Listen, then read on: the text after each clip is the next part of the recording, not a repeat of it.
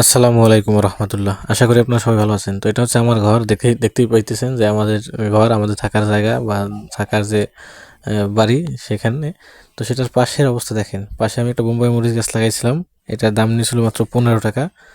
তো 15 টাকার একটা গাছ থেকে যে কি পরিমাণ মরিচ আসতেছে দেখেন, এই যে মার্শাল্লাহ, ধারণার বাইরে। এবং গাছটাও কিন্তু বিশাল বড় হয়েছে। সচরাচর মরিচ গাছ এত বড় আসলে চোখে পড়ে না আমার।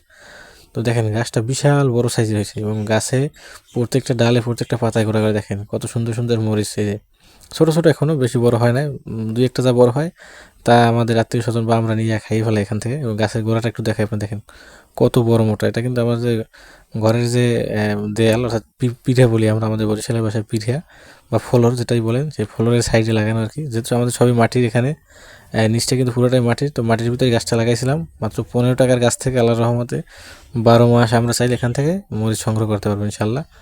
তো যাদের এরকম জায়গা আছে, জায়গা পরিত্যক্ত ফেলাই রাখবেন না, এইভাবে চাষাবাদ করবেন।